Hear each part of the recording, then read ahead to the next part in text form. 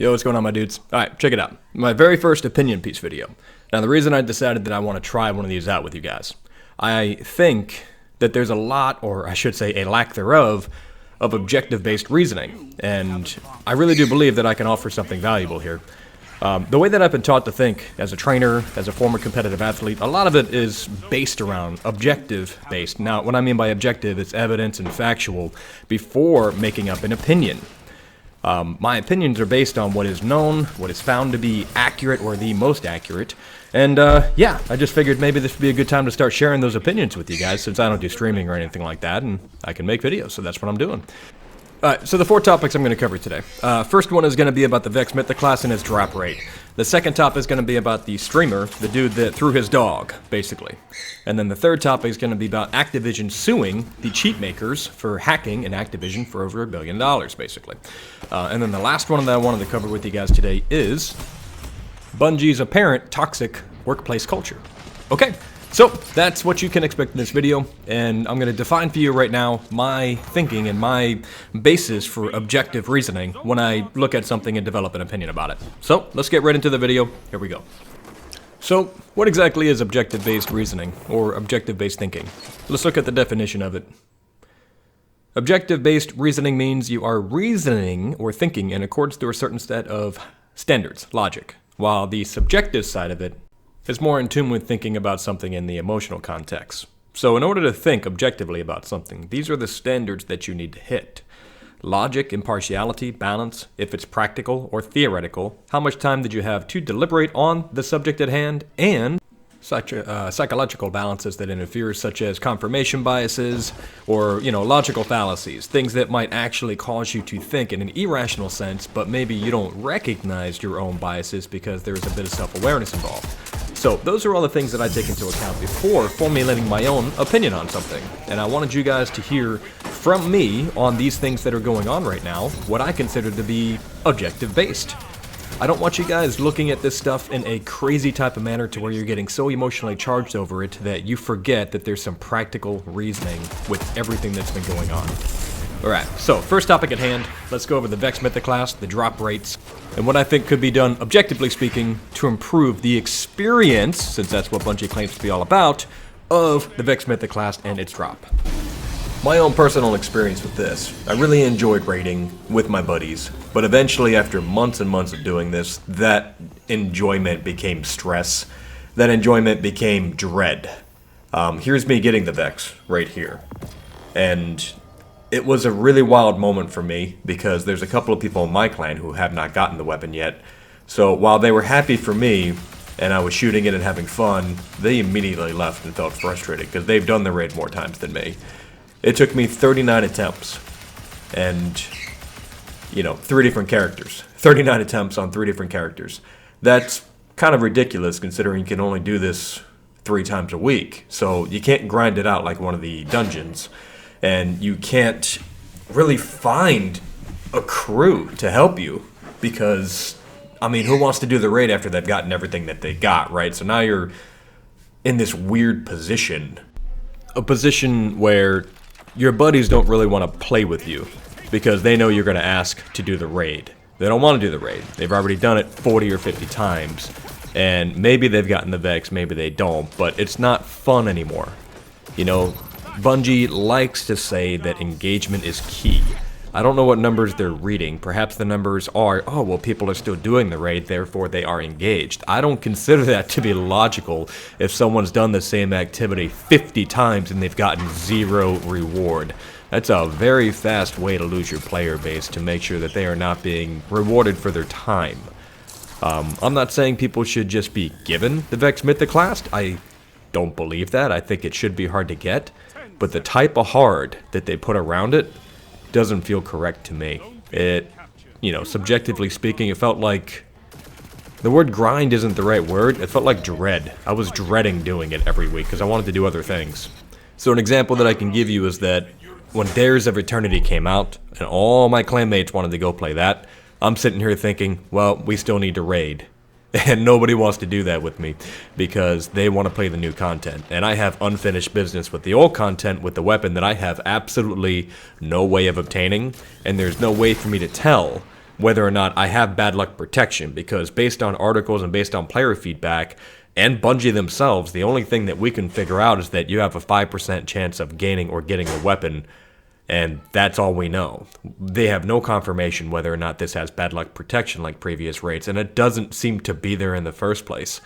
So for a company that wants to be transparent, for a company that says that they are in fact a transparent company, they're not giving us the rundown on whether or not Vex Mythoclast has bad luck protection and whether or not you are actually working towards something of a goal that is, progressive.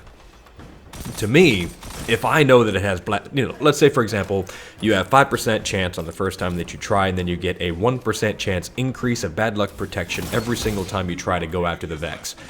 That is great. I know for sure that every single time that I do the raid, that there is a better and better chance of getting it. But we don't know that. We have zero confirmation, so the only thing that we can do is guess, and I don't like that. That doesn't feel engaging for me. That feels like dread. I want to play new content when it comes out, and instead I have to sit here and play old content, not knowing whether or not it's actually working, the stuff that I'm doing, to gain this weapon that seems to be... It eluded me in D1. I never got to play with it in D1, and I tried. So, my bias or my fallacy on this one, just so you guys know subjectively speaking, was that I had this same problem in Destiny 1, and I felt like it was the same thing in Destiny 2. I ended up getting the weapon, which felt really good, and suddenly felt really bad at the same time because a buddy of mine who did the raid more often than me couldn't get it. So, is that what they're going after? Come on, man, that's not a feeling any of us should have. We should all be congratulated when we get the thing, not feel some kind of dread because I got it and they didn't. That just doesn't feel good to me. Okay, so that's my topic right there on that one. Let's move on to topic number 2.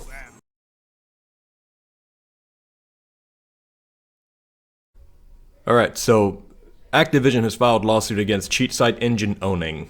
It's a provider of cheats.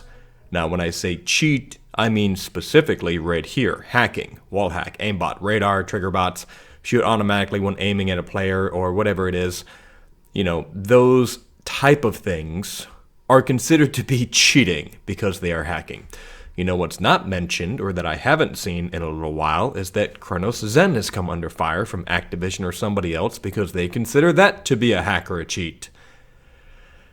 I'm going to keep this really quick and sweet for you guys, man. The reason why Cronus Zen never comes under fire is because it is not considered cheating. It's a controller attachment device. The one time that something came up about it, they went after it immediately because it was used as an input pass-through device, but the virtual and visual software that was being used was the problem. They could have used any other input pass-through. They chose to target the Zen. So, that right there, my dudes, is something that I wanted to bring up to you. Engine Owning, it is a subscription-based cheating. They sell things that actually hack into the game to change what you're capable of doing, okay? That's all I need to say about it. That's it right there. So you guys understand that this is an actual cheat. This is real-life hacking. And that is objective-based, because if Cronus was considered to be hacking or cheating, they would go after them. They would file suit, and they'd go at them hard, just like they're doing right here. All right, there you go. So, next topic. Twitch streamer criticized after pushing dog in the fridge. This guy, Mr. Clyde, he had a moment of, how do you call this, man? A bad moment, let's call it that. Where his dog jumped in his lap, freaked him out a little bit. He gave him a push, and the dog ended up being pushed into a mini fridge, which caused a bunch of stuff to fall down. And the community got all up in an uproar about how he's an abuser and a terrible person, and he should be, this, that, and the other thing. Look, objectively speaking, yes, he pushed his dog pretty hard, probably harder than he needed to in that moment.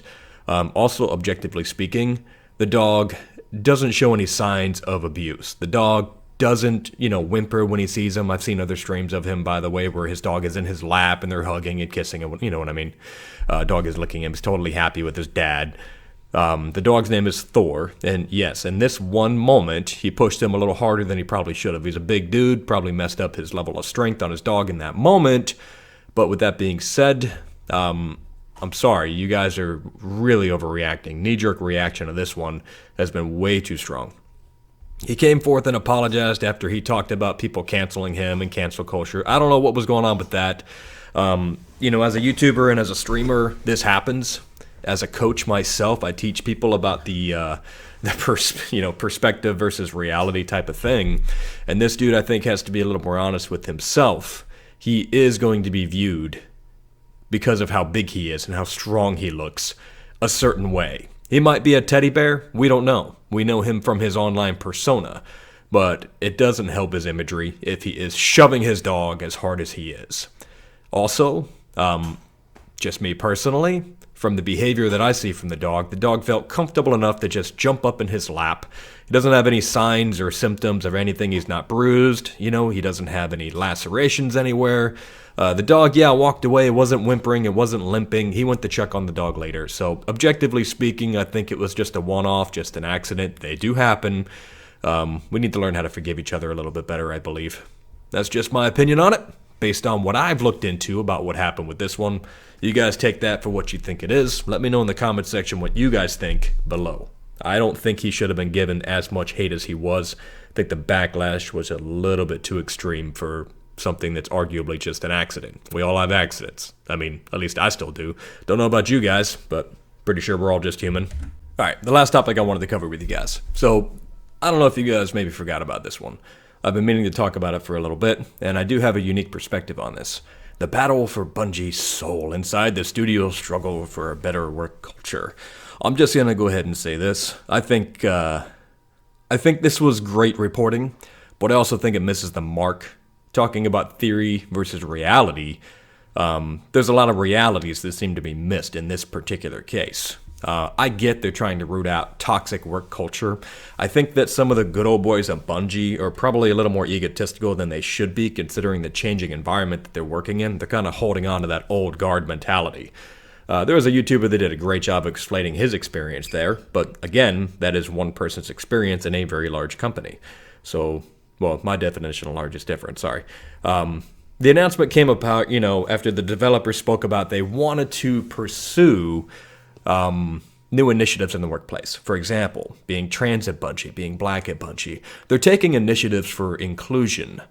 And then this article came out. I find this to be a little bit weird. I don't know where this came from, but for a company that's actively trying to include different, identifications of people, I don't think an article like this was helpful. This was basically pouring salt on an already identified wound. Now, there's two things that I have to say about this. One, I do think Bungie can do a better job. And if they really want, and I've said this before, if they really want to make a difference in their workplace culture, they can't do these superficial things. Like, for example, we are hiring this and that type of person. I don't think that's going to work. We all know that to be kind of superficial. If they really want to make change, they need to put somebody of the identified, let's say, transgender or being black at Bungie, they need to put them in an executive position. That right there, of course, would be a sign of their commitment to this new work culture that they want to put forward. Also, there's a huge problem that I have with that. Now, I'm playing Dr. Jekyll, Mr. Hyde over here. My wife, who is Puerto Rican and is amazing at the job that she does, every now and then gets told that she was hired because she is Spanish. We know that is complete bull. She is the best at what she does, and there is no one that's even close to that. But that stigma still hangs over her head. How is that fair for her when she is the best one for the position that she's in, yet somehow other people think she got there just because she's considered to be a minority? The people that I know that have worked incredibly hard, my wife included, to get to the positions that they're in do not want to get there from things like affirmative action, from things like inclusion practices. They want to get there what they would call the right way. So when somebody says they only got there because of the inclusion initiative, that's an unfair response to someone that genuinely worked their way up from the bottom to the top. So Bungie, if they're going to do this, they have an uphill battle. They need to actively train, develop, and probably offer apprenticeships to people that they consider to be unfortunate, I guess. I don't know what else you would call it in this case. People that they're looking to include. And that's assuming that these people are working in game development or whatever in the first place. So if I, for example, We're going for a job, and I am the best person for that position, and I did not get hired because somebody else is not as qualified as I am, and they got the job because they are of a different identification. While I have no doubt that they would be great at the job and they can be trained for that particular job, we would both feel that there's something of an unfairness going on. They know they got hired because of how they identify. They also know that they are not the best person for the job, which is what we have all agreed is supposed to be the standard that we adhere to. That's not what it is anymore. And to me, this shows that Bungie is doing what I call signaling, social justice signaling. If they actually want to go forward with this, they need to really put their money where their mouth is and put somebody that's transgender and somebody that is a black or an African American on their executive team. Stop talking about it, make it happen. That's how you show that you're willing to put yourself in this position of real inclusion. Because at the end of the day, if you really want to know what it's like to be like one of those individuals, you can't just hire them. You need somebody that has the experience. You need someone that is one of these individuals. And you need to listen to what they're telling you, put them in a position of authority and power so they can actually have their will be done. Anything less than that, I think is just superficial. That's my opinion on it. Thank you dude so much for watching my video today and listening to me on my opinion piece. This is one of my first ones. I'd like to do a few more of these, get these out there, see if I can maybe make a dent in the world and how some people, I guess, think and perceive, the differences. Maybe I can have a valuable impact on you. If you got any questions, any comments, anything like that, leave them in the comment section below. Thank you guys so much. Again, I appreciate you. Remember to keep it zen out there.